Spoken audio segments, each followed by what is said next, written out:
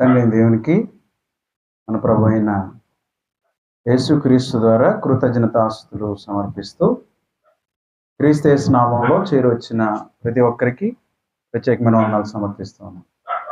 అలాగే నాకన్నా ముందుగా మాట్లాడిన సహోదరులు చైతన్య గారికి కూడా ప్రత్యేకమైన వందనాలు సమర్పిస్తూ ఉన్నాను.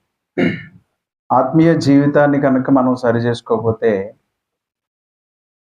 యుగయుగాలు ఇబ్బంది పడతాం. మన శరీరం కంటే ఆత్మ శ్రేష్టమైందనేది మనం గుర్తించాలి. మన అంశము ఆత్మ నివాసం, డ్వెల్లింగ్ ఆఫ్ స్పిరిట్.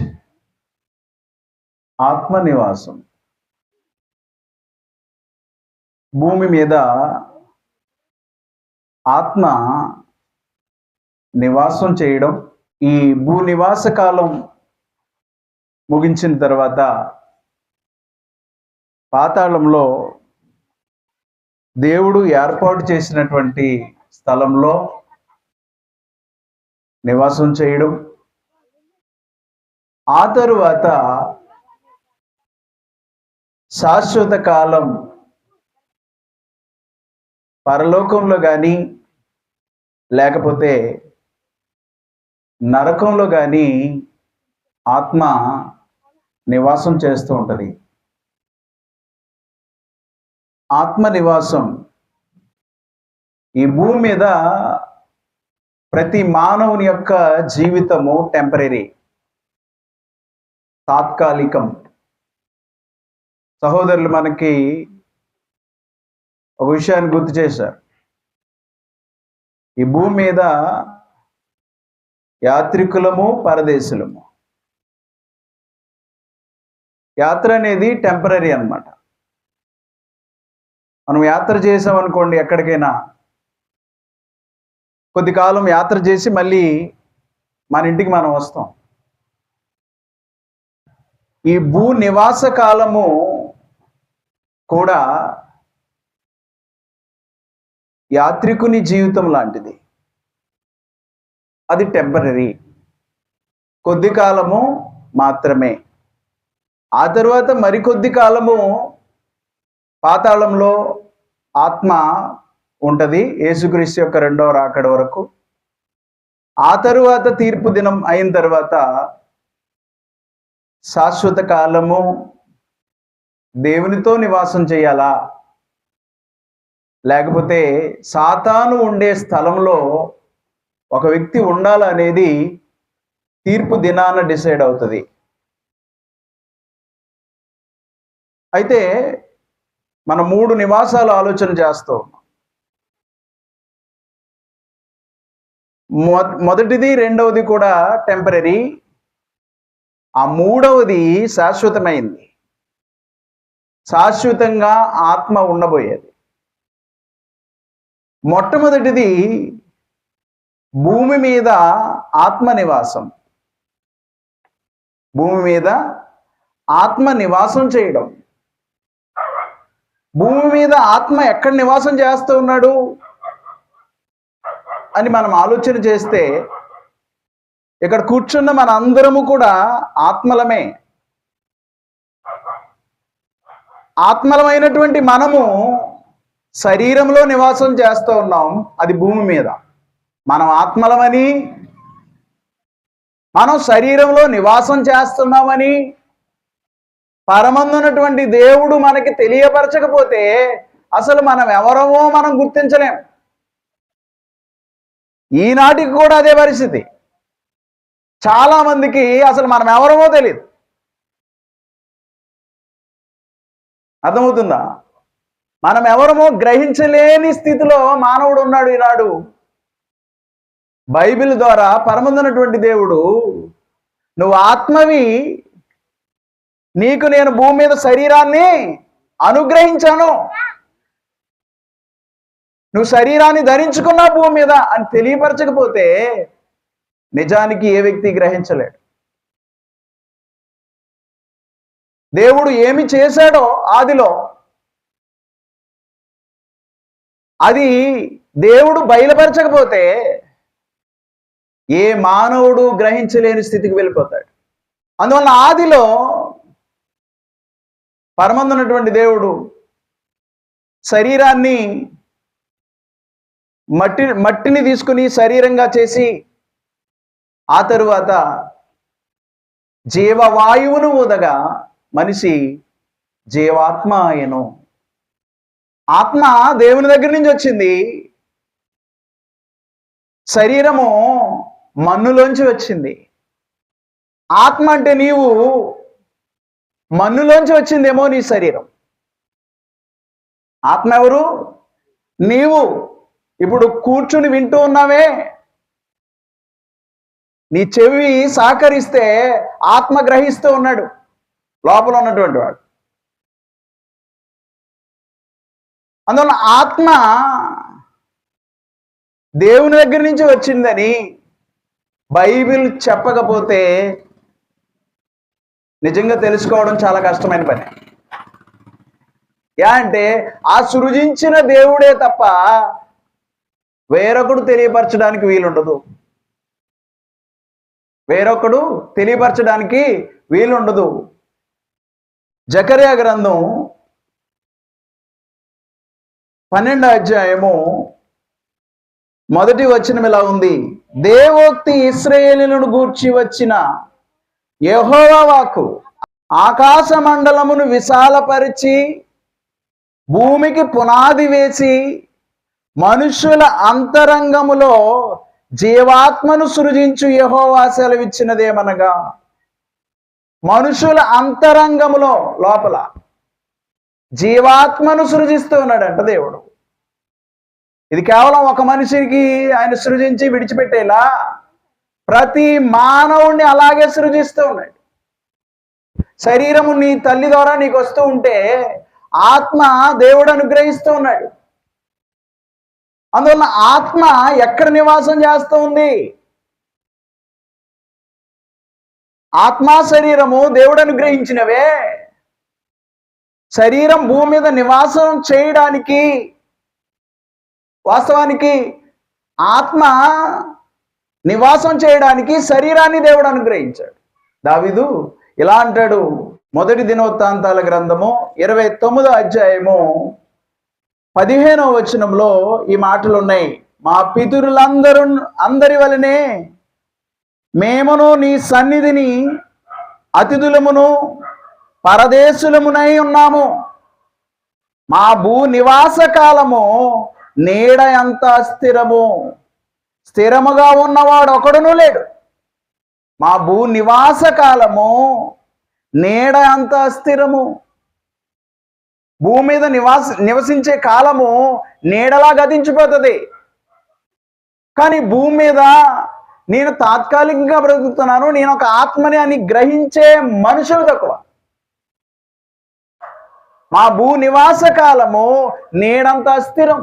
చాలా నీడ చూడండి, ఉదయాన్న సూర్యుడు ఉదయిస్తే అటువైపు నీడ ఉంటుంది, మళ్ళీ అస్తమించేటప్పటికి ఈ వైపుకి వస్తుంది. సూర్యుడు కనపడకుండా పోతే నీడ కూడా పోతుంది. అలాంటి ఎంత త్వరగా నీడ ఒక వస్తువుని కానీ లేకపోతే దేని నీడ అయినా సరే లోకంలో ఎంత త్వరగా కనపడకుండా పోతుందో మానవుని యొక్క జీవితం అంటే ఆత్మ ఉన్నటువంటి మన నివాస కాలము బహుస్వల్పం భూమి మీద. శరీరం లేకపోతే ఆత్మ ఈ భూమి మీద ఉండడు. శరీరం లేకపోతే ఆత్మ ఈ భూమి మీద ఉండడు. అందువల్ల ఏమంటూ ఉన్నాడు? అది తెలిసినటువంటి దావీదు మాట్లాడుతూ ఉన్నాడు, మా భూ నివాస కాలము నీడంత అస్థిరము, నీడంత అస్థిరము. శరీరంలో నివాసము చేసే కాలం. అపోస్తులైన పౌలు ఈ విధంగా మాట్లాడుతూ ఉన్నాడు.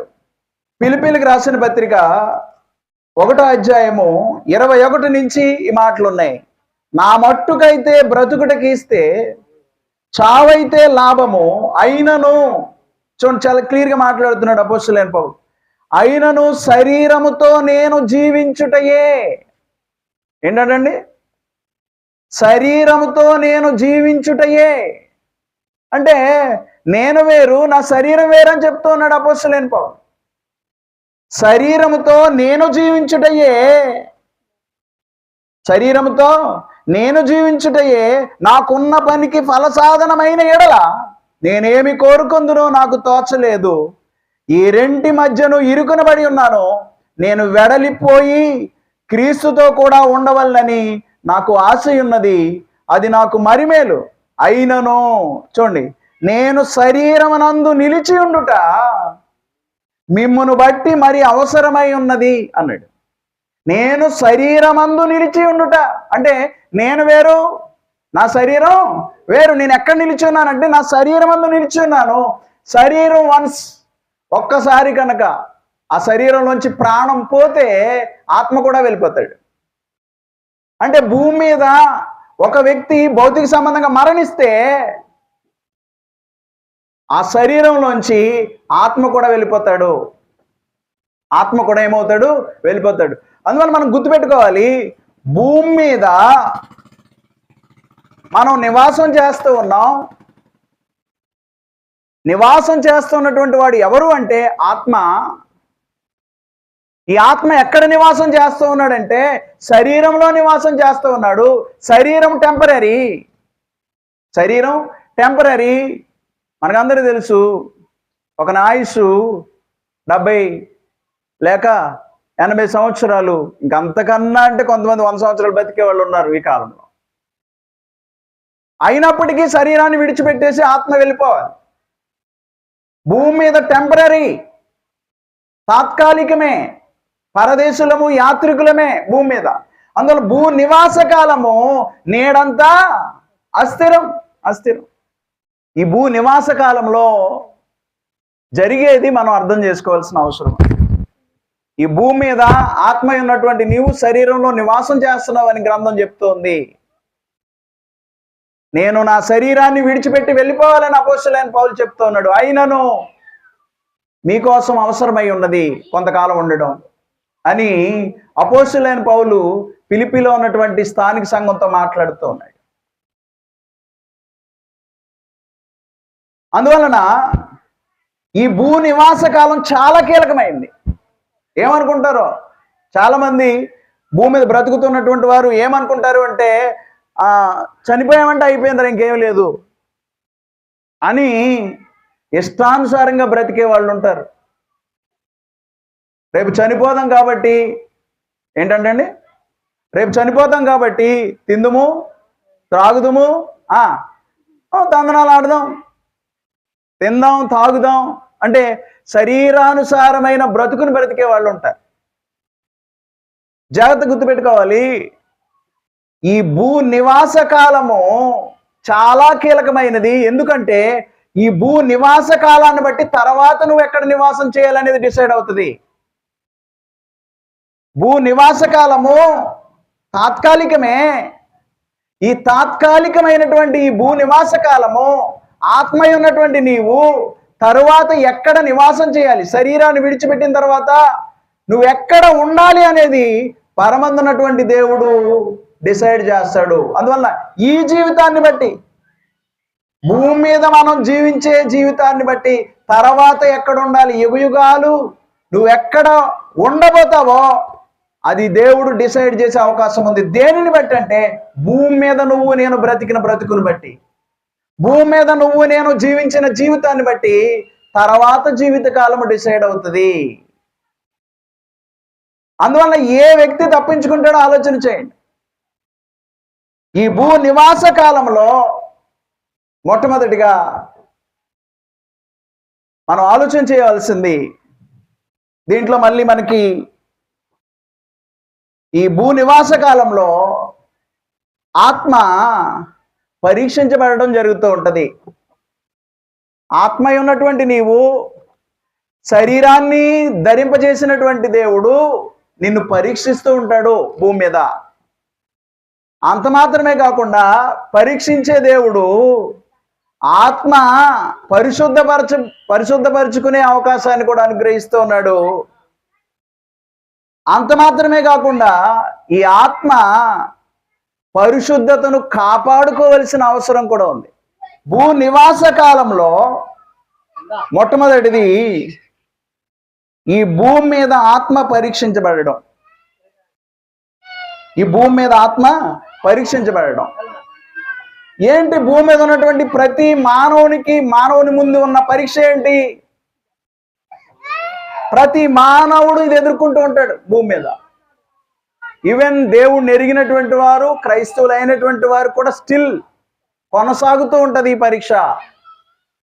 దేవుణ్ణి ఎరిగిన వాడని లేదు, దేవుణ్ణి ఎరగని వాడని లేదు, అందరూ ఈ పరీక్ష జీవితం గుండా వెళ్తూ ఉంటారు. ఆత్మ భూమి మీద పరీక్షించబడుతూ ఉంటది. ఆత్మ ఈ భూమి మీద పరీక్షించబడుతూ ఉంటది. ఏంటా పరీక్ష అంటే, భూమి మీద ఉన్నటువంటి ఆత్మ ఎవరిచ్చారు చెప్పాలి అందరూ? ఎవరిచ్చారు ఆత్మని? దేవుడు అనుగ్రహించాడు. ఇప్పుడు ఈ ఆత్మ సహజంగా ఎవరిని కోరుకోవాలి? దేవుడు ఆత్మని మన శరీరంలో ఉంచుతూ ఉంటే నువ్వు నేను ఎవరిని కోరుకోవాలంటే, ఆత్మని ఎవరిని అనుగ్రహించారో, అసలు నిన్ను ఎవరు సృజించారో ఆ దేవుణ్ణి నువ్వు కోరుకోవాలి. కానీ మనందరి కళ్ళ ముందు ఉండే ఈ రెండు విషయాలు, ఒకటి దేవుడైతే రెండవది లోకం. ఒకటి దేవుడు, రెండు లోకం. అంటే భూమి మీద ఆత్మ ఎలా పరీక్షించబడుతుంది అంటే, భూమి మీద నివాసం చేస్తున్నటువంటి నీవు నిన్ను సృజించిన దేవుణ్ణి కోరుకుంటావా? నీ కళ్ళ ముందు ఉన్నటువంటి లోకాన్ని కోరుకుంటావా? దేవుడు సృజించినటువంటి ఆత్మ దేవుణ్ణి కోరుకుంటుందా, లేకపోతే ఆత్మ కళ్ళ ముందు కనబడుతున్నటువంటి లోకాన్ని కోరుకుంటుందా? ఆ విధంగా ప్రతి ఆత్మ భూమి మీద పరీక్షించబడుతూ ఉంటది. అంటే సింపుల్గా నువ్వు నేను దేవుణ్ణి కోరుకుంటామా, లేకపోతే లోకాన్ని కోరుకుంటామా? సహజంగా మనిషి ఎలా చూడాలి అందరూ? సహజంగా మనిషి ఎక్కడ ఉంటే అక్కడ కనిపించే వాటిని ఎక్కువగా ఇష్టపడతాడు. ఏమండి అంతేనా? మనందరం ఏం చేస్తాం? మన కంటికి కనబడేదాన్ని ఇష్టపడుతూ ఉంటాం. రైట్? అవునా కదా? మన కళ్ళ ముందు ఏదుందో దాన్నే ఎక్కువగా ఇష్టపడతాడు మనిషి, ప్రతి మనిషి కూడా. ఇప్పుడు ఇండియాలో ఉన్నాం అనుకోండి, ఇండియాలో ఉన్న వాటిని, కళ్ళ ముందు కనబడుతున్న వాటిని ఎక్కువగా ఇష్టపడుతూ ఉంటాడు. అదే బయటికి వెళ్ళాడు అనుకోండి, ఇదంతా మర్చిపోతాడు. ఇంకా ఇండియాలో ఉన్నవి మర్చిపోతాడు. అక్కడ కనబడే వాటిని ఎక్కువగా ఇష్టపడుతూ ఉంటాడు. అంటే వేరే దేశం వెళ్తే. అవునా కదా? అందువలన మనిషి ఎక్కడ ఉంటే ఎక్కడ తన కంటికి ఏది కనబడుతుందో ఆ కనబడుతున్నటువంటి లోకాన్ని ఎక్కువగా ఇష్టపడేవాడిగా మానవుడు కనబడుతూ ఉంటాడు భూమి మీద. అంటే భూ సంబంధమైన వాటి మీదే మనసు పెట్టుకుంటాడు. సహజంగా కనబడే వాటిని మీద మనసు పెట్టుకుంటాడు తప్ప, కనబడని దేవుడి గురించి ఎవడు ఆలోచన చేస్తాడు? ఆత్మలయం ఉన్నటువంటి మనల్ని సృజించింది పరమందున్న దేవుడైతే దేవుని మీద నేత్రాలు పెట్టుకునేవాడు ఎవడు? కళ్ళ ముందు కనబడుతున్న దాన్నే ఎక్కువగా విశ్వసిస్తాడు. కళ్ళ ముందు కనబడుతున్నదే నాకు కావాలని కోరుకుంటూ ఉంటాడు మనిషి. లోకాన్నే ఎక్కువగా కోరుకుంటాడు తప్ప దేవుణ్ణి ఇష్టపడేవాళ్ళు బహు అరుదు. దేవుడు అర్థమైతేనే తప్ప, నేను ఒక ఆత్మని, నాకు దేవుడున్నాడు, నేను నా భూనివాస కాలంలో నా దేవుణ్ణి కోరుకోవాలి అనేవాడు బహు అరుదు. అందువలన మానవ అవసరాలకు, కోరికలకు మనిషి భూమి మీద లోకాన్ని ఎక్కువగా ఇష్టపడుతూ పాపం చేసేవానిగానే బ్రతుకుతున్నాడు. పాపం చేసేవానిగానే మనిషి భూమి మీద బ్రతుకుతున్నాడు. అంటే దేని కోరుకుంటున్నాడంటే, భూనివాస కాలంలో ఆత్మ పరీక్షించబడుతోంది. లోకానికి దేవునికి సంబంధం ఉండదు, గుర్తుపెట్టుకోవాలి. ఏంటి సంబంధం అంటే, నువ్వు లోకాన్ని ఇష్టపడితే దేవుడు నీతో ఉండడు, నువ్వు దేవుణ్ణి ఇష్టపడితే లోకం నీతో ఉండదు. ఈ రెండు జరుగుతూ ఉంటాయి. అలాగని దేవుడు లోకాన్ని మన కళ్ళ ముందు ఉండకుండా తీసివేయలేదు. మన కళ్ళ ముందు లోకాన్ని ఉంచాడు. మన చుట్టూ ఉన్నటువంటి ప్రపంచం అంతా పాపంతో నిండి ఉంది. ఆ పాపంతో నిండి ఉన్నటువంటి ప్రపంచాన్ని నువ్వు ఇష్టపడతావా, నిన్ను సృజించినటువంటి నీ దేవుడిని ఇష్టపడతావా అనే పరీక్ష నీకు నాకు ఎప్పుడు జరుగుతూ ఉంటుంది.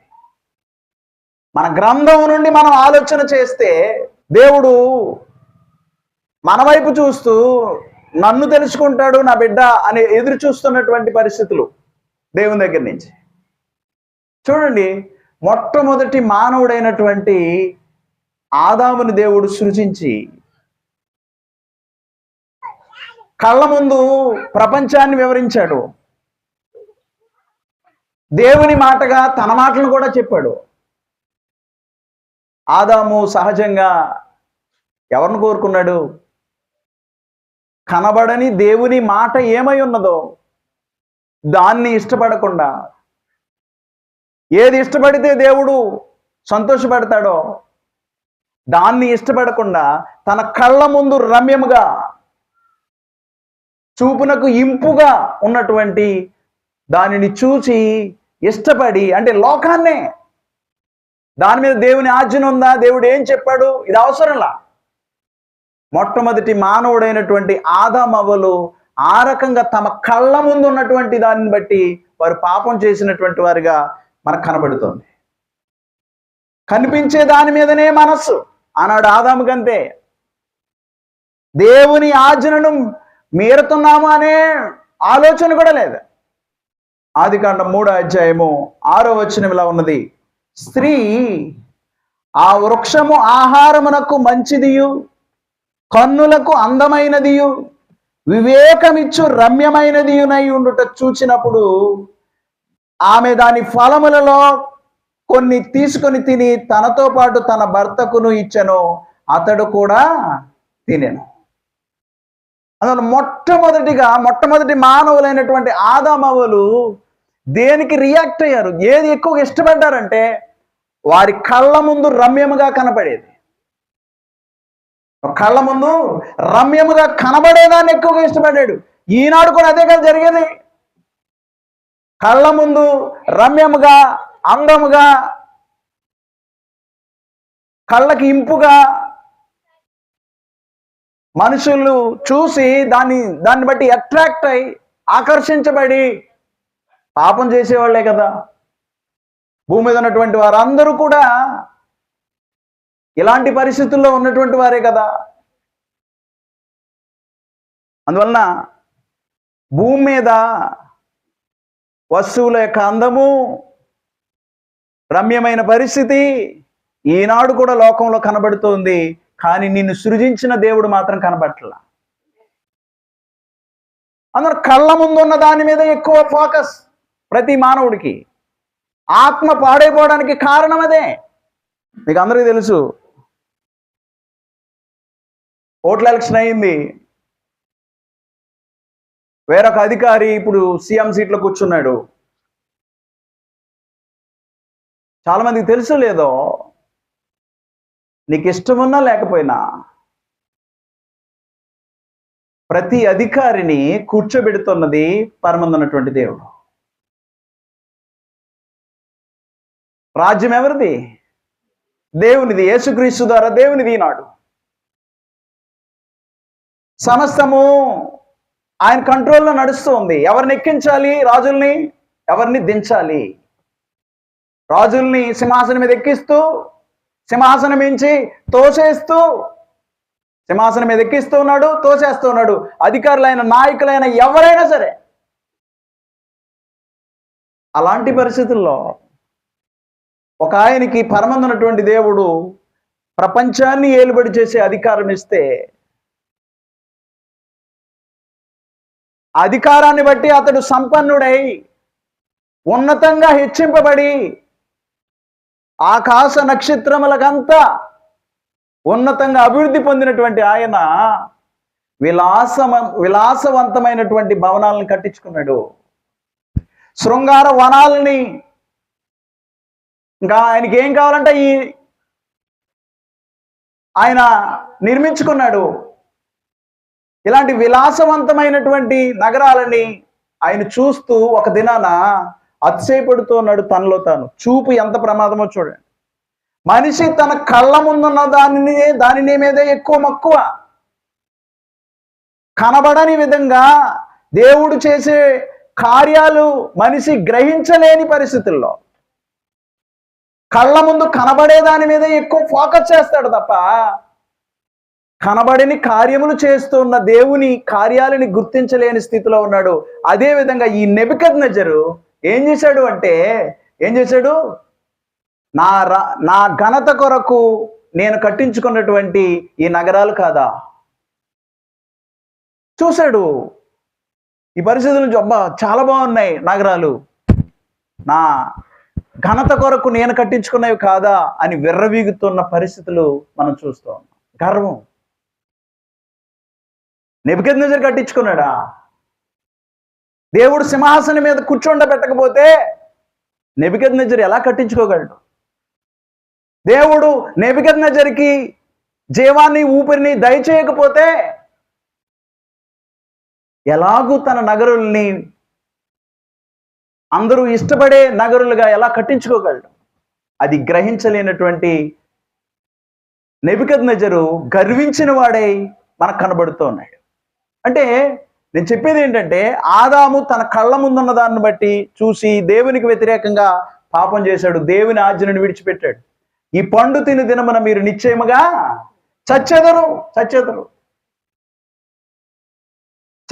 అంటే చచ్చిపోయే పండు తిన్నాడు అన్నమాట. దేవుని ఆజ్ఞ అవసరంలా మనిషికి.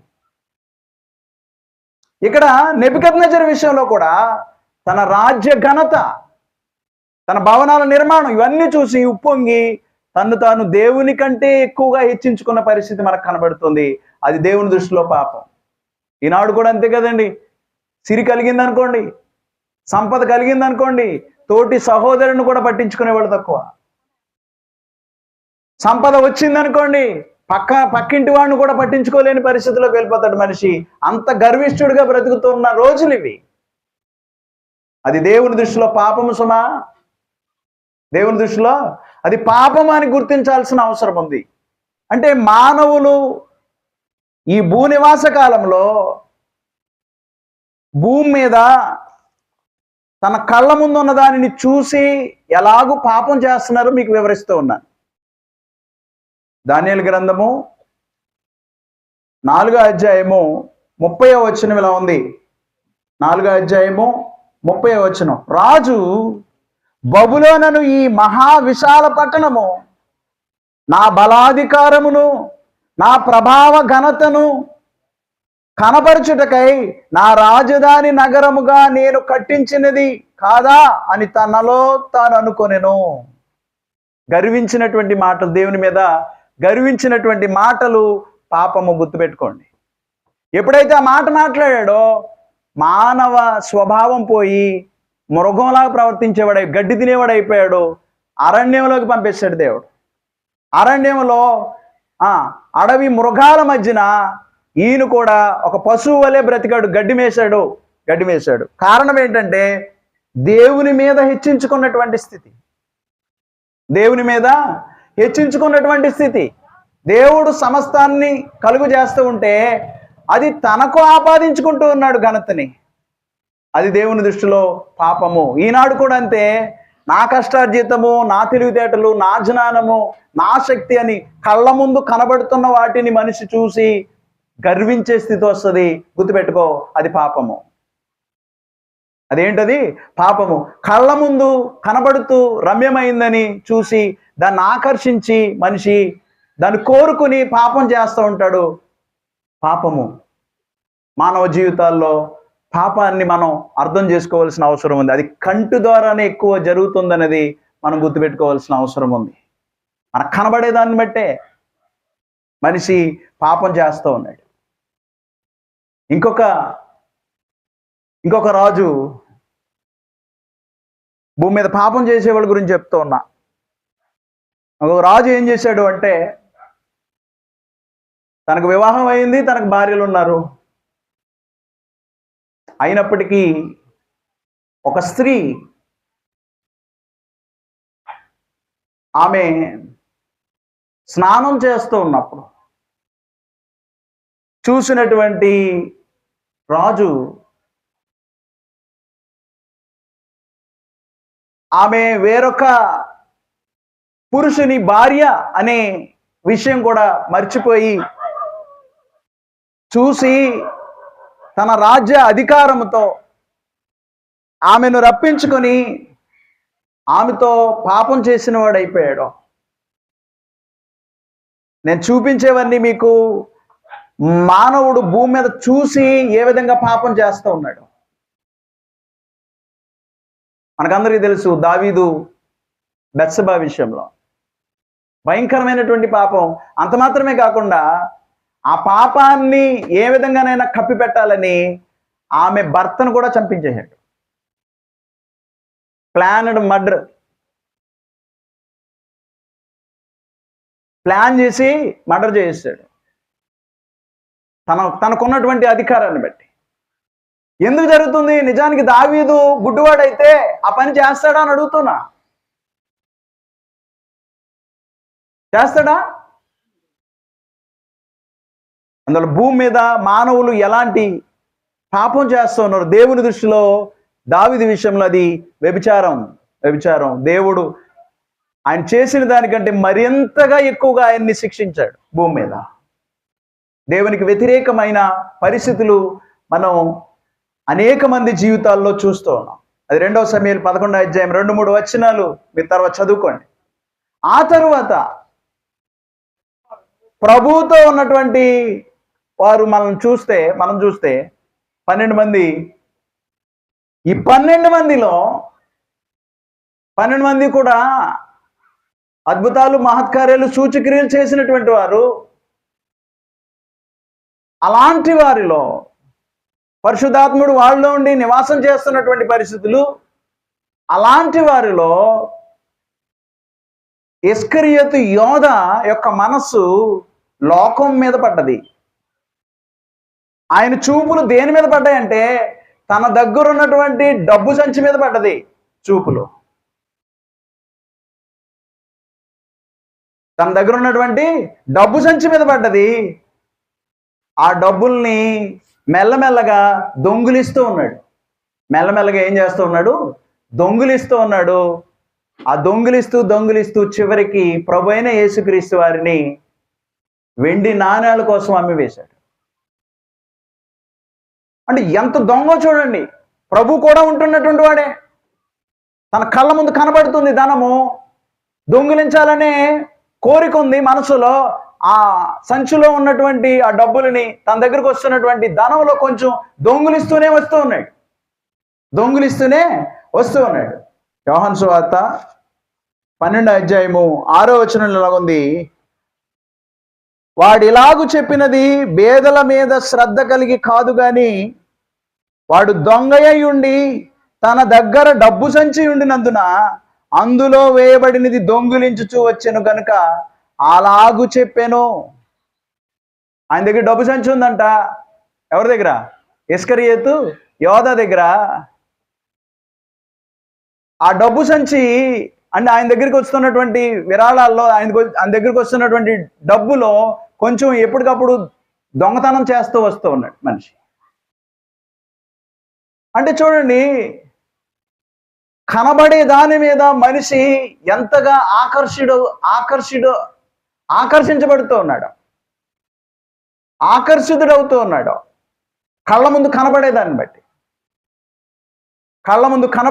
బట్టి దావీదు వ్యభిచరించిన వాడిగా కనబడుతున్నాడు. కళ్ళ ముందు కనబడేదాన్ని బట్టి ఆదాము దేవుని ఆజ్ఞను మీరిన వాడవుతూ ఉన్నాడు. కనబడేదాన్ని బట్టి నెబుకద్నెజరు గర్వించిన వాడవుతూ ఉన్నాడు. అలాగే ఆదాము కుమారుడైనటువంటి కయీను హేబేలు సంగతి మీకు తెలుసు. దేవుడు వారిద్దరి అర్పణలను చూసినప్పుడు తమ్ముడి యొక్క అర్పణని దేవుడు అంగీకరించాడు. దేవుడు అంగీకరిస్తే ఇప్పుడు అన్నకి అసూయ. ఈ అసూయ కలిగిన వెంటనే దాన్ని తగ్గించుకోవడానికి ప్రయత్నం చేయలే మనిషి. చివరికి పాపము తనలో నివాసం చేసి తాను భయంకరమైనటువంటి పాపము చేయడానికి కారణమైంది. ఆ కారణమైంది ఏంటంటే అసూయ. ఈనాడు కూడా అంతే. నీ కళ్ళ ముందు ఎవరైనా ఒకరు ఉన్నతంగా ఎదుగుతూ ఉంటే, నీ కళ్ళ ముందు ఎవరైనా అభివృద్ధి పొందుతూ ఉంటే, వార్చలేనటువంటి గుణం అసూయ, మత్సరం, ఇవన్నీ కలిగినటువంటి వాడు ఎలాగైనా ఆటంకపరచాలని అనేక విధాలుగా చంపేవాళ్ళు కొంతమంది, ఇబ్బందులు కలిగి చేసేవాళ్ళు కొంతమంది. ఓర్చుకోలేని గుణం, అసూయ కలిగినటువంటి గుణం కలిగినటువంటి ఈ కయీను తన తమ్ముడైనటువంటి హేబేలుని చంపేశాడు. తన అర్పణని దేవుడు అంగీకరించలేదు, తన తమ్ముడైనటువంటి అర్పణని దేవుడు అంగీకరించాడు. ఏ విధంగా దేవుడు అర్పణని అంగీకరిస్తాడో అలాంటి అర్పణ నేను అర్పిస్తాను నెక్స్ట్ టైం అని అనుకోలా. సరి చేసుకోవడానికి మనిషి ప్రయత్నం చేయలా. తన తమ్ముడి మీద అసూయపడి తమ్ముడిని చంపేయడం ఎంత భయంకరం అంటే నరహత్య. అసూయ దేనికి కారణమైంది? నరహత్యకి కారణం తీసి. అందువలన ఈ రీతిగా భూమి మీద ఉన్నటువంటి మానవుడు తన కళ్ళ ముందు కనబడేదాన్ని బట్టి పాపం చేస్తూ ఉన్నాడు. ఇంకొక భయంకరమైనది ఏమిటి అంటే చివరిగా భూమి మీద ఆత్మ ఎలాగూ పరీక్షించబడుతుంది అంటే, ఇప్పుడు చెప్పినవన్నీ కూడా నీ కళ్ళ ముందు కూడా ఉంటూ ఉంటాయి. గుర్తుపెట్టుకోండి, నీ కళ్ళ ముందు కూడా ఇవన్నీ తీసివేయడు దేవుడు. నీ కళ్ళ ముందు కూడా ఎప్పుడు జరుగుతూ ఉంటాయి ఈ కార్యక్రమాలన్నీ కూడా. ఈ కార్యక్రమాల ద్వారా, లేకపోతే నీ కళ్ళ ముందు అందమైన వాటి ద్వారా, రమ్యమైన వాటి ద్వారా, కళ్ళకు ఇంపైన వాటి ద్వారా నువ్వు పరీక్షించబడుతూ ఉంటావు భూమి మీద. గుర్తుపెట్టుకో. చివరిగా మనం చూస్తే దేవునిగా పూజించకుండా దేవుడు సృజించినటువంటి వస్తువుల్ని దేవునిగా పూజించడం అంటే కళ్ళ ముందు కనబడేదే దేవుడు. ఏంటండి? కళ్ళ ముందు కనబడేది దేవుడు. అంటే చివరికి చూడండి, పాపం ఎంత భయంకరమైన స్థితిలోకి వెళ్ళిపోయిందో. జీవం కలిగినటువంటి దేవుడు, ఆత్మయ్య ఉన్నటువంటి దేవుడు ఎవరికి కనబడడు. ఆ కనబడనటువంటి దేవుడు నిన్ను నన్ను సృజించాడు కనబడినటువంటి వారిగా. మనం ధరించుకున్నటువంటి శరీరం కనబడుతుంది. అంత మాత్రమే కాకుండా దేవుడు సృజించిన సృష్టి యావత్తు కనబడుతుంది. కనబడని ఆ దేవుడి గురించి ఎవరు ఆలోచన చేస్తారు చెప్పండి? కనబడే సృష్టినే మేము పూజ చేస్తాం. ఎంత భయంకరమైన పాపం! దేవుడు మన కళ్ళ ముందున్నటువంటి ఈ సృష్టి యావత్తుని దేవుడు సృజిస్తే మానవులందరూ సృష్టిని సృజించిన దేవుణ్ణి, సృష్టికర్తని పూజించడం మానేసి సృష్టిని పూజించేవారిగా, సృష్టిలో ఉన్నటువంటి ప్రతి దానిని పూజించేవారిగా భూమి మీద ఉన్నటువంటి మానవులు అనేక మంది పాపం చేసేవారిగా అవుతూ ఉన్నారు. దేవుడు అంటూ ఉన్నాడు, రోమపత్రిక 1వ అధ్యాయము 20వ వచనం నుంచి ఇలా ఉంది. ఆయన అదృశ్య లక్షణములు అనగా ఆయన నిత్యశక్తియు దేవత్వమును జగదుత్పత్తి మొదలుకొని సృష్టింపబడిన వస్తువులను ఆలోచించుట వలన తేటపడుచున్నవి గనుక వారు నిరత్తురులై ఉన్నారు. అంటే సృష్టి యావత్తును, కళ్ళ ముందు ఉన్నటువంటి సృష్టిని యావత్తును చూసి మనిషి దేవుడు ఎవరో గుర్తించవచ్చు. అయితే సృష్టిని చూసి సృష్టికర్తను మనుషులు విసర్జించేవారుగా ఉన్నారు. సృష్టికర్తను తెలుసుకోలేని పరిస్థితిలో ఉన్నారు. అది ఎంత పాపము! నిజానికి నిరుత్తరులై ఉన్నారు. మరియు వారు దేవుని ఎరిగి ఆయనను దేవునిగా మహిమపరచలేదు, కృతజ్ఞతాస్తుతులు చెల్లింపను లేదు గాని తమ వాదముల యందు వ్యర్థులైరి. వారి అవివేక హృదయము అంధకారమయమాయను, తాము జ్ఞానులమని చెప్పుకొనుచు బుద్ధిహీనులైరి. వారు అక్షయుడగు, చాలా జాగ్రత్త గుర్తుపెట్టుకోండి, వారు అక్షయుడగు దేవుని మహిమను క్షయమగు మనుషుల యొక్కయు, పక్షుల యొక్కయు, చతుష్పాద జంతువుల యొక్కయు, పురుగుల యొక్కయు ప్రతిమా స్వరూపముగా మార్చిరి. ఈ భూమి మీద దేవుని స్వరూపాన్ని మనుషులు భౌతికంగా కనబడే వాటి స్వరూపంగా మార్చేశారు. ఎలాంటి స్వరూపం అంట? క్షయమగు మనుషుల రూపంలో దేవుణ్ణి, పక్షుల యొక్కయు, ఎగిరే పక్షులు, చతుష్పాద జంతు 4 కాళ్ళు, పురుగుల యొక్కయు ప్రతిమా స్వరూపంగా మార్చిరి. ఈ హేతువు చేత వారు తమ హృదయముల దురాశలను అనుసరించి తమ శరీరములను పరస్పరము కొనినట్లు దేవుడు వారిని అపవిత్రతకు అప్పగించెను. అటివారు దేవుని సత్యమును అసత్యమునకు మార్చి సృష్టికర్తకు ప్రతిగా సృష్టమును పూజించి సేవించిరి. యుగముల వరకు ఆయన స్తోత్రార్హుడై ఉన్నాడు. ఆమేన్. సృష్టికర్తకు ప్రతిగా సృష్టమును పూజించి సేవించిరి. ఇది కంటికి కనబడే, తన కళ్ళ ముందు కనబడే సృష్టి యావత్తును మనిషి పూజించడం మొదలుపెట్టాడు. ఇది భయంకరమైనటువంటి పాపం. ఇది భయంకరమైనటువంటి పాపం. అందువలన ఆత్మ ఈ భూ నివాస కాలంలో పరీక్ష జీవితాన్ని ఎదుర్కొంటూ ఉంటాడు. ఏంటా పరీక్ష అంటే, లోకాన్ని కోరుకుంటావా, కనబడని దేవుణ్ణి కోరుకుంటావా? లోకాన్ని కోరుకుంటావా అంటే కనబడే లోకాన్ని కోరుకుంటావా, కనబడని దేవుణ్ణి కోరుకుంటావా అనే పరీక్ష ప్రతి మానవుడి కళ్ళ ముందు ఆ పరీక్ష ఉంటది. కానీ అనేక మంది, ఆల్మోస్ట్ అందరూ కూడా, ఇక్కడ కూర్చున్న వాళ్ళందరూ అంతకుముందు యేసుక్రీస్తుకి రాక మునుపు ఇదే పని చేసినటువంటి వాళ్ళు. కనబడుతున్న వాటినే ఇష్టపడి, కనబడుతున్న వాటినే చేసి అనేక భయంకరమైనటువంటి పాపాలు. కళ్ళ ముందు ధనాన్ని చూసి దొంగిలించడం,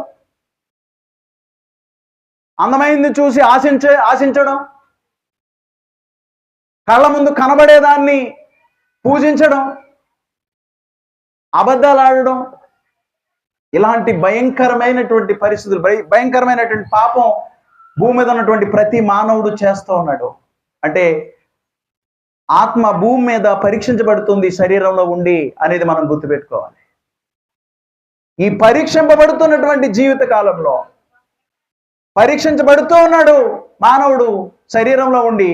పరీక్షించబడుతూనే ఉన్న ఈ సమయంలో దేవుడు ఒక గొప్ప అవకాశాన్ని మానవుడికి అనుగ్రహిస్తూ ఉన్నాడు.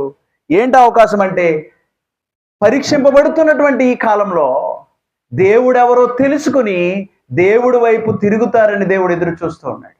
అంటే భూమి మీద ఉన్నటువంటి ఆత్మ, అంటే ఇప్పటి వరకు చూస్తున్న దాన్ని ఆశించి రకరకాల పాపాలు చేసి, గర్వించి రకరకాల పాపాలు చేసి మానవుడు దేవునికి దూరం అయిపోతూ ఉంటే, అంటే పాపం చేసి మానవుడు ఏమవుతున్నాడు, దేవునికి దూరం అయిపోతున్నాడు. పాపం చేసినటువంటి వానికి దేవునితో ఎలాంటి సంబంధం ఉండదు. పాపం చేసినటువంటి వాడు దేవునికి విరోధి, శత్రువు.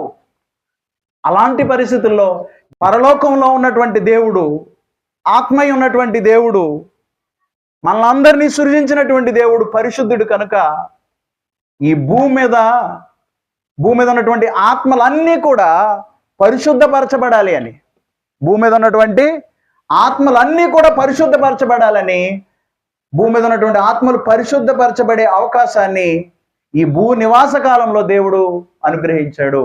అది కేవలం దేవుని ప్రేమ, దేవుని దయ, దేవుని కృప ద్వారా దేవుడు మనకు అనుగ్రహిస్తూ ఉన్నాడు. ఈ భూమి మీద ఉండగానే ఒక వ్యక్తి తన పాపాన్ని గుర్తించి పరిశుద్ధుడుగా తీర్చబడే అవకాశాన్ని మనందరి కళ్ళ ముందు పెట్టాడు.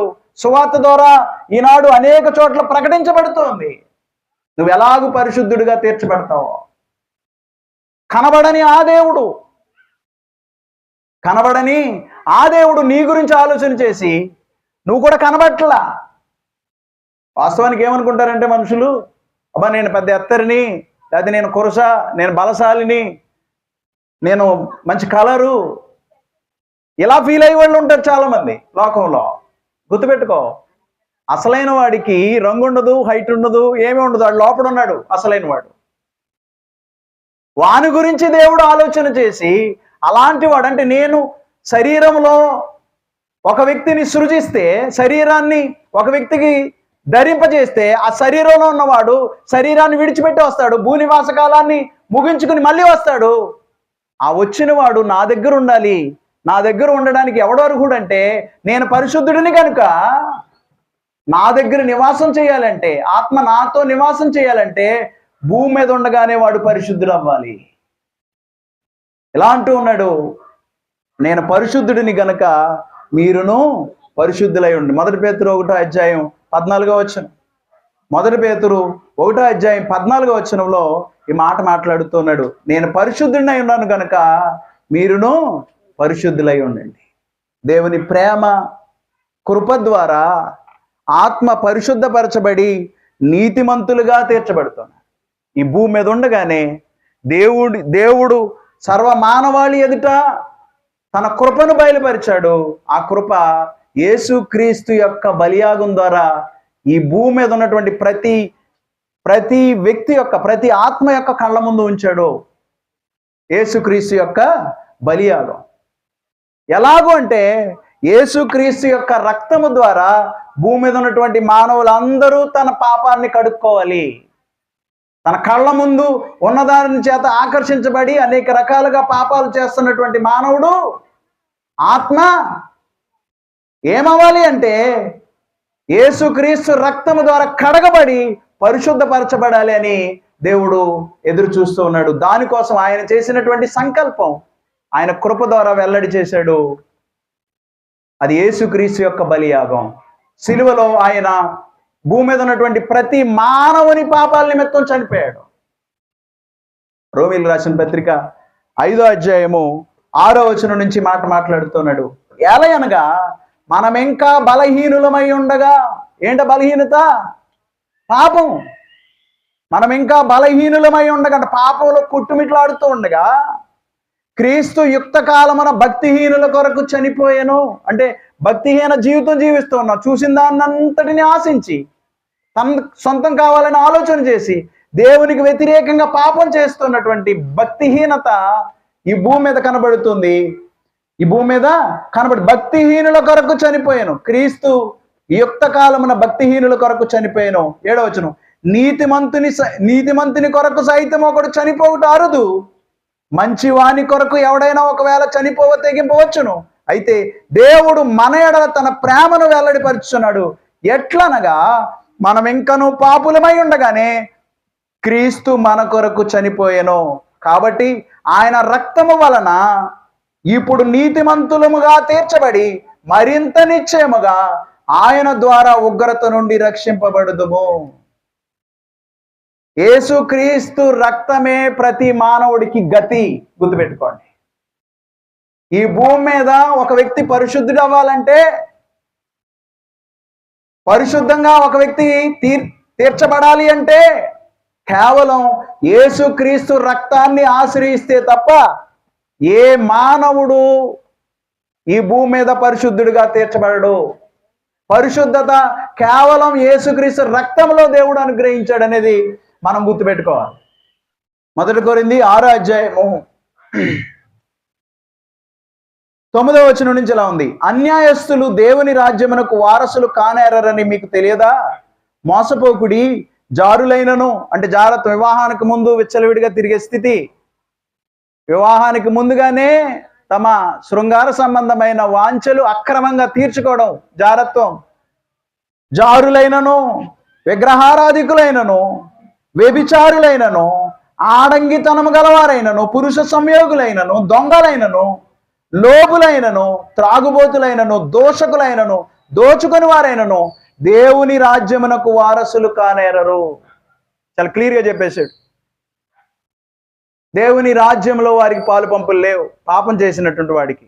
అయితే దేవుడు అనుగ్రహించి చూడండి 11వ మీలో కొందరు అట్టివారై ఉంటిరి గాని ప్రభువైన యేసుక్రీస్తు నామమునను మన దేవుని ఆత్మయందును మీరు కడగబడి పరిశుద్ధపరచబడిన వారై నీతిమంతులుగా తీర్చబడితిరి. పాపం చేసినటువంటి వ్యక్తి యేసుక్రీస్తు రక్తము ద్వారా కడగబడి పరిశుద్ధపరచబడి నీతిమంతులుగా తీర్చబడే అవకాశాన్ని భూమి మీద ఉన్నటువంటి ప్రతి మానవుని ఎదుట అంటే ప్రతి ఆత్మ ఎదుట దేవుడు సువార్త ద్వారా వినిపిస్తూ ఉన్నాడు. నువ్వు అంగీకరిస్తావో అంగీకరించవో, బలవంతం చేయడు పరమంతం దేవుడు. చెప్పేవాళ్ళు కూడా ఎవడు కూడా బలవంతం చేయకూడదు. స్వతహాగా తను పాపిని అని గుర్తించి ఒక మానవుడు, ఒక ఆత్మ బయటికి రావాల్సిందే తప్ప బలత్కారంగా చేసే కార్యక్రమాలు ఏముండవు. అది కరెక్ట్ కూడా కాదు. ఏ వ్యక్తిని బలవంతం చేయకూడదు. దేవుడు బలవంతం చేయమని ఎవరికి ఆజ్ఞాపించలా. ఈనాడు బలవంతం చేసేవాళ్ళే. వివాహం మొదలైందనుకోండి, బాప్తిజం తీసుకో. ఏంటండి మాట్లాడేది? బాప్తిజం తీసుకో, వివాహానికి వచ్చినా బాప్తిజం తీసుకో అని బలవంతం చేసి బాప్తిసాలు ఇస్తున్నటువంటి వాళ్ళు అనేక మంది. జాగ్రత్త, దేవుడిని పీక పట్టుకుంటాడు. ఎవరిని బలవంతం చేయడానికి లేదు. అందులో పెళ్లికి బాప్తిసం కాదు. దేనికోసం బాప్తిసం అర్థం కాని మనుషులు ఈనాడు. క్రీస్తు ప్రభు రక్తంలో కడగబడి పరిశుద్ధపరచబడి నీతిమంతులుగా తీర్చబడడం దేనికోసం? ఈ భూ సంబంధమైన వాటి కోసమా? భూ సంబంధమైన వాటి కోసమే మునిగే వాళ్ళు చాలా మంది ఉన్నారు. జాగ్రత్త. అందువల్ల దేవుడు యేసుక్రీస్తు రక్తము ద్వారా ఈ భూమి మీద ఉన్నటువంటి మానవులందరి పాపాలు కడుక్కునే ఏర్పాటుని, నీతిమంతులుగా తీర్చబడి వారు పరిశుద్ధులుగా తీర్చబడే ఏర్పాటుని భూమి మీద ఉండగానే పరమందున్నటువంటి దేవుడు ప్రతి ఒక్కరికి అనుగ్రహించి పెట్టాడు కళ్ళ ముందు. అది గుర్తించే వాళ్ళు కొంతమంది, గుర్తించని వారు మరికొంతమంది. రెండు విషయాలు. ఈ భూ నివాస కాలంలో మొట్టమొదటిది ఆత్మ పరీక్షించబడడం. పాపానికి దేవునికి. నువ్వు దేవుని పక్షాన ఉంటావా లేకపోతే పాపం పక్షాన ఉంటావా? ఈ పరీక్ష ఈనాడు క్రైస్తవులైనటువంటి వారికి కూడా జరుగుతూ ఉంటుంది. ఎవరిని విడిచిపెట్టే కార్యక్రమం ఏమి ఉండదు. అందరి కళ్ళ ముందు పాపం ఉంటుంది. నువ్వు ఇష్టపడి పాపాన్ని ఇష్టపడతావా లేకపోతే దేవుని మాటని ఇష్టపడతావా? ఈనాడు క్రైస్తవుడు అయినటువంటి నువ్వు నేను కూడా. ఆత్మ పరీక్షించబడడం. రెండు, ఆత్మ పరిశుద్ధపరచబడడం. ఈనాడు ఆత్మ ఉన్నటువంటి నీవు పరిశుద్ధుడిగా ఉన్నావో లేదో, అసలు పరిశుద్ధపరచబడ్డావో లేదో నెగ్లెక్ట్ చేస్తున్నావేమో, పాప విముక్తుడు కాకుండా ఉన్నావేమో, పాపం నుంచి విమోచించబడలేదేమో. జాగ్రత్త. ఆత్మ నివాస కాలము భూమి మీద టెంపరీ. ఎప్పుడు పుట్టుకుమంటాడో, ఎప్పుడు ఏ వ్యక్తి ఎప్పుడు శరీరంలోంచి జారిపోతాడో వాస్తవానికి నోబడి నోస్, ఎవరికి తెలియదు. అలాంటి బతుకులు మనవి.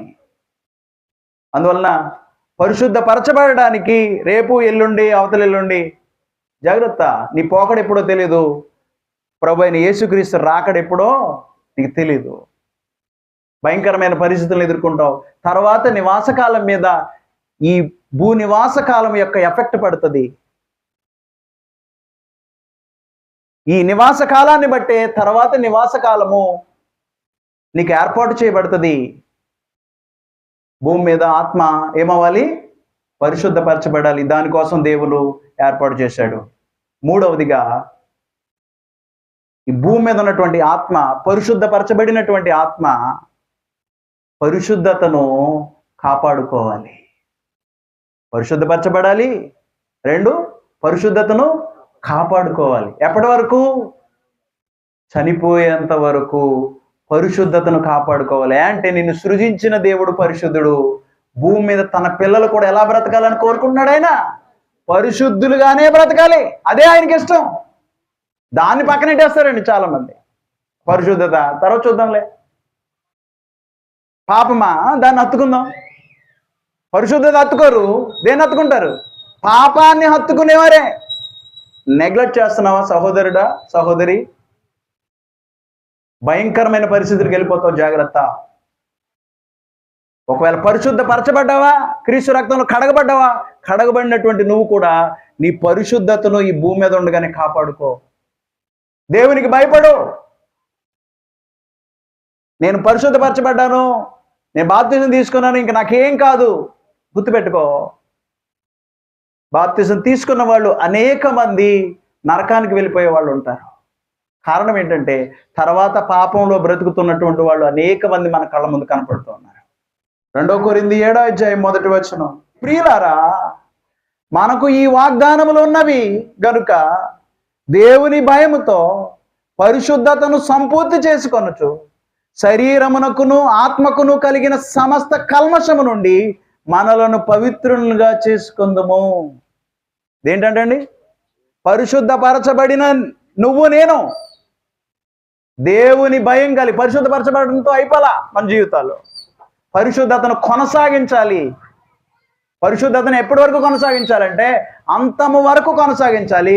అంతం వరకు కొనసాగించాలంటే నీలో ఉండాల్సింది దేవుని భయం. ఎందుకు ఉండాలి దేవుని భయం? ఎందుకు దేవుని భయం ఉండాలి మనలో? దేవుని భయం లేకే కదా ఈనాడు పాపం చేస్తున్నారు మనుషులు. దేవుడు శిక్షిస్తాడు, దేవుడు భయంకరమైన నరకంలో మనల్ని పడేస్తాడు అనే భయం లేకే కదా మనుషులు. అలాంటి వాడు దేవుడిని నమ్మిన వాడు కాదు, దేవుడిని అంగీకరించిన వాడు కాదు. మత్తయి సువార్త 10వ అధ్యాయము 28వ వచనం ఇలా ఉన్నది, మరియు ఆత్మను చంపనేరక దేహమునే చంపు వారికి భయపడకుడి గాని ఆత్మను దేహమును కూడా నరకములో నశింపజేయగలవానికి మిక్కిలి భయపడుడి.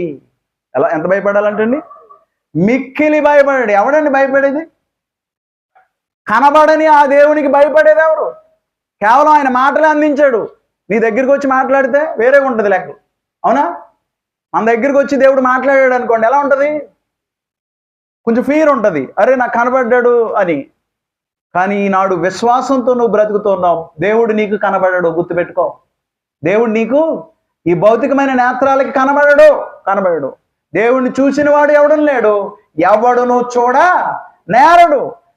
నేరనటువంటి ఆ దేవుణ్ణి, ఆ దేవుడు ఏం చేయగలడు అంటే ఆత్మను దేహమును కూడా తీసుకుని వెళ్ళి నరకంలో నశింప చేయగలవానికి నువ్వు నేను మిక్కిలి భయపడుడి. మిక్కిలి గడగడగడ వణికేవాడు ఎవడండి దేవుడు అంటే? ఎవరికండి భయం దేవుడు అంటే? ఆయన ఎవరు అంటే నిన్ను నన్ను సృజించాడు. ఆయన సమస్త మానవాళిని సృజించాడు. ఆత్మ అయినటువంటి నువ్వు నేను ఈ భూమి మీద కొంతకాలం నివాసం చేసి రారా బాబు అంటూ ఉన్నాడు ఆయన. ఆ నివాస కాలంలో నువ్వు నేను పరిశుద్ధంగా బ్రతుకుతూ ఉన్నామా? దేవుడు అంటే భయం ఉంటే ఏ వ్యక్తికైనా గుర్తుపెట్టుకోండి, పరిశుద్ధంగా బ్రతుకుతాడు. తన సహోదరుడి గురించి కొండేలు మాట్లాడు, తన సహోదరుడిని బట్టి అసూయపడడు, తన సహోదరుడి మీద పగబట్టడు, నిందలు మోపడు. భయంకరమైన నిందలు మోపే వాళ్ళు ఎవరంటే క్రీస్తు సంఘంలో ఉన్నవాళ్ళు చాలా మంది ఉన్నారు. క్రైస్తవులైనటువంటి వాళ్ళు చాలా మంది ఉన్నారు. అందువల్ల మనం ఆలోచన చేయాలి. దేవుని పిల్లలంగా ఈనాడు మనందరమును పరిశుద్ధతను కాపాడుకుంటూ ఉన్నామా? మనలో ఏమైనా పరిశుద్ధత కనబడుతుందా? తెస్సలోనికలకు రాసిన 2వ పత్రిక 1వ అధ్యాయము 6వ వచనం, ప్రభు అయిన యేసు తన ప్రభావమును కనపరుచు దూతలతో కూడా పరలోకము నుండి అగ్నిజ్వాలల్లో ప్రత్యక్షమై దేవుని ఎరగని వారికిని మన ప్రభు అయిన యేసు సువార్తకు లోబడని వారికిని ప్రతిదండన చేయునప్పుడు మిమ్మను శ్రమపరచు వారికి శ్రమయు, శ్రమ పొందుచున్న మీకు మాతో కూడా విశ్రాంతియు అనుగ్రహించుట దేవునికి న్యాయమే. దేవుణ్ణి ఎరగని వారికి, మన ప్రభు అయిన యేసు సువార్తకు లోబడని వారికి దేవుడు రేపొద్దున ప్రతిదండన. ప్రభు యొక్క సువార్తకి లోబడేవాడు పరిశుద్ధంగా బ్రతుకుతాడు, భూమి మీద భయపడుతూ బ్రతుకుతాడు. ఒకవేళ నేను పరలోకాన్ని పోగొట్టుకుని నరకంలో పడతానేమో అనే భయం వెంటాడుతూ ఉంటుంది భూమి మీద. ఎప్పుడైతే వెంటాడుతోందో భయము, దేవుని భయము, దేవుడు శిక్షిస్తాడు, నరకంలో వేయగలిగినటువంటి వాడు. అలాంటి వానికి భయపడి భూమి మీద సక్రమంగా బ్రతుకుతూ ఉంటాడు. దేవుడు చెప్పినట్లుగా, ప్రభు చూపించినట్లుగా ఈ భూమి మీద బ్రతుకుతూ ఉంటాడు. దేవునికి భయపడాలి ఒక వ్యక్తి. దేవునికి భయపడుతూ యేసుక్రీస్తు వైపు చూస్తూ బ్రతకగలిగితే పాపాన్ని నెట్టివేయచ్చు. ఎబ్రీ పత్రిక 12వ అధ్యాయము మొదటి 2 వచనాల్లో ఉన్నాయి. ఇంత గొప్ప సాక్షి సమూహము మేఘం వలె మనలను ఆవరించి ఉన్నందున మనము కూడా ప్రతి భారమును సులువుగా చిక్కులు పెట్టు పాపమును విడిచిపెట్టి విశ్వాసమునకు కర్తయు దానిని కొనసాగించువాడునైన యేసు వైపు చూచుచు మన ఎదుట ఉంచబడిన పందెములో ఓపికతో పరిగెత్తుదము. ఈ భూమి మీద పందెం ఉంది. పాపాన్ని విడిచిపెట్టి యేసుక్రీస్తు వైపు చూస్తూ పరిశుద్ధంగా బ్రతకగలవా? నీ ముందున్నటువంటి పందెం అది, ఛాలెంజ్. ఆయన తన ఎదుట ఉంచబడిన ఆనందము కొరకై అవమానమును నిర్లక్ష్య పెట్టి సిలువను సహించి దేవుని సింహాసనము యొక్క కుడిపార్శ్వమున ఆసీనుడై ఉన్నాడు. మీరు అలసట పడకయు మీ ప్రాణములు విసుకకయు ఉండనట్లు పాపాత్ములు తనకు వ్యతిరేకంగా చేసిన తిరస్కారం అంతయు ఓర్చుకొనినా ఆయనను తలంచుకొనుడి. ఎవరిని తలంచుకోవాలి? ఎవరిని చూడాలి? నువ్వు సమస్యలు వచ్చినప్పుడు, ఇబ్బందులు వచ్చినప్పుడు, ప్రతికూల పరిస్థితి వచ్చినప్పుడు ఎవరిని చూడాలి? కష్టాలు వచ్చినప్పుడు ఎవరిని చూడాలి? లోకాన్ని చూసావో లోకం ఆకర్షిస్తుంది, వెంటనే పాపం చేస్తావు, అయిపోయింది జీవితం, పరిశుద్ధ జీవితం. కానీ నువ్వు యేసు వైపు చూస్తే ఆయన శోధనలు తట్టుకున్నాడు, ఇబ్బందులను తట్టుకున్నాడు. భయంకరమైన పరిస్థితుల్లో, ప్రాణం ఇబ్బంది పడినటువంటి పరిస్థితుల్లో కూడా పాపము చేయకుండా నిలబడినటువంటి ఒకే ఒక్కడు ప్రభు అయిన యేసుక్రీస్తు. ఆయన వైపు చూచుచు లోకంలో బ్రతుకుతున్నటువంటి నువ్వు నేను చూడాల్సింది యేసుక్రీస్తు వైపు. దేవుని యందు భయం కలిగి ఉండాలి. యేసుక్రీస్తు వైపు చూస్తూ జీవితాన్ని భూమి మీద గడపగలిగితే ఒక వ్యక్తి దేవుడు చెప్పినట్లుగా దేవుని భయం కలిగి పరిశుద్ధతను సంపూర్తి చేసుకోవడానికి వీలు పడుతుంది. అపోస్తులైన పౌలైతే ఇలా అంటాడు, పరిశుద్ధంగా బ్రతకడం కోసం, వినాలి, పరిశుద్ధంగా బ్రతకడం కోసం నేను నా శరీరాన్ని నలగొట్టుకుంటున్నాను అంటాడు. నేను నా శరీరాన్ని నాకు లోబరుచుకుంటున్నాను. ఆత్మ ఉన్నటువంటి నువ్వు నేను, గుర్తుపెట్టుకోండి, ఆత్మ ఉన్నటువంటి నువ్వు నేను ఏం చేయాలి? నీ శరీరాన్ని లోబరుచుకోవాలి. నీ శరీరాన్ని నువ్వు లోబరుచుకోకపోతే నీ శరీరం నీ మీద అధికారం చేస్తుంది. అంటే ఆత్మ ఉన్నటువంటి నీ మీద అధికారం చేస్తుంది. అంటే ఏంటి? నీ శరీరంలో పాపం ఏలుబడి చేస్తూ ఉంటుంది, నీ శరీరంలో పాపం జరుగుతూ ఉంటుంది. నీ శరీరాన్ని కనుక నువ్వు నలగొట్టుకోకపోతే, చాలా మంది శరీరాన్ని విచ్చలవిడిగా విడిచిపెడతారు. జాగ్రత్త సుమి, జాగ్రత్త. నీ శరీరాన్ని నలగొట్టుకో, నీ కంట్రోల్లోకి తెచ్చుకో. ఆత్మ అన్నటువంటి నీ కంట్రోల్లోకి తెచ్చుకో. నీ మాట వినేటట్లు చూసుకో. ఆత్మ మాట శరీరం వినేటట్లు చూసుకోవాలి. శరీరం చెప్పేది ఆత్మ వినకూడదు, గుర్తుపెట్టుకో. శరీరం ఏం కోరుకుంటుంది? లోకంలో ఉన్నది కోరుకుంటుంది. ఆత్మ ఉన్నటువంటి నీవు దేవుణ్ణి కోరుకుంటూ ఉంటే శరీర కార్యాలని నువ్వేం చేయొచ్చు? దూరంగా పెట్టవచ్చు.